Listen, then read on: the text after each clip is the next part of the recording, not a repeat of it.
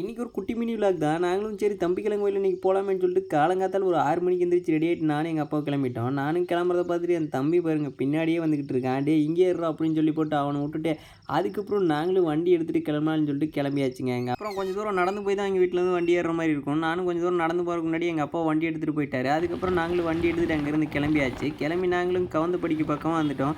என்னப்பா இன்னும் எவ்வளோ கிலோமீட்டர் இருக்குது தம்பிக்கிழங்கு கோயிலுக்கு அப்படின்னு சொல்லி கேட்டால் அட இங்கே தாண்டா இருக்குது பக்கம் தானே அப்படின்னு சொல்லிட்டு சொன்னாப்புல. அதுக்கப்புறம் கொஞ்சம் தூரம் வந்தோடனே தம்பிக்கிழங்கு கோயில் 3 கிலோமீட்டர்னு சொல்லிட்டு போட்டு வச்சிருந்தாங்க. நிமிஷத்தில் கோயிலுக்கு போயிடலான்னு சொல்லிட்டு எங்கள் அப்பாவும் சொன்னாப்புல. சரிப்பான்னு சொல்லிட்டு நாங்களும் வந்துக்கிட்டே இருந்தோம். வந்துக்கிட்டு இருக்கிற வழி எல்லாமே சூப்பராக இருந்துச்சு. அங்கே ஒரு இது வேறு மோரியில் வேறு எழுதி வச்சிருந்தாங்க தம்பிக்கிழங்கு கோயில் செல்லும் வழின்னு சொல்லிட்டு. அதை பார்த்துட்டு நாங்களும் அப்படியே வந்துக்கிட்டே இருந்தோம். வந்துட்டு அப்புறம் நாங்களும் கோயிலுக்கு வந்ததுக்கப்புறம் வண்டி எல்லாமே பார்க் பண்ணிட்டு அதுக்கப்புறம் ஃபஸ்ட்டு போய் என்ட்ரன்ஸில் நம்ம சாமி கும்பிட்டு போயிடலான்னு சொல்லிட்டு எங்கள் அப்பாவும் சொன்னார்.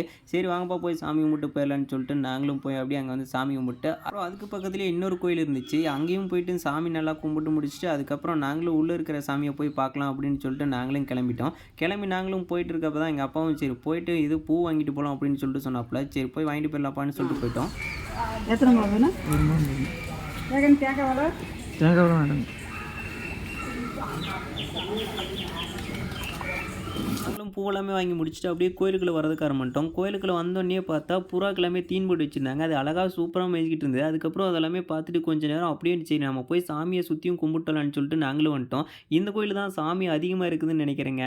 ஏன்னா சுற்றியும் நாங்களும் கும்பிட்டுக்கிட்டே இருக்கோம். ஒரு 20 மினிட்ஸ்க்கு மேலேயே நாங்களும் சாமி கும்பிட்டுருப்போம். அந்தளவுக்கு நிறைய சாமி இருக்கும். மரம் எல்லாமே பயங்கர சுற்றியும் பயங்கரமாக இருக்கும். அப்புறம் நாங்களும் அங்கேருந்து கிளம்பிட்டோம். கிளம்பி வெளியே வந்து பார்த்தா என்னடா கூட்டம் காலையில் இல்லையே இப்போ கூட்டம் அதிகமாக இருக்கே அப்படின்னு சொல்லிட்டு நாங்களும் பார்த்துக்கிட்டே இருந்தோம். இங்கே நிறைய பேர் ஆடு கோழி இதெல்லாமே கொண்டு வந்து சமைச்சு சாப்பிட்டு போவாங்க. அதனால் சண்டே டைமில் போனால் இங்கே கூட்டம் நிறையாவே இருக்கும். நீங்களும் உங்கள் ஃப்ரெண்ட்ஸ் அண்ட் ஃபேமிலிஸோடு வந்து இங்கே எல்லாமே சமைச்சு சாப்பிட்டு போகலாம். ஒரு சூப்பரான ஒரு ஸ்பாட்டு. அதுக்கப்புறம் நாங்களும் சரி வீட்டுக்கு கிளம்பலான்னு சொல்லிட்டு அங்கேருந்து அப்படியே வண்டி எடுத்துகிட்டு நம்ம கிளம்பலான்னு சொல்லிட்டு நாங்களும் அங்கேருந்து கிளம்பிட்டோம்.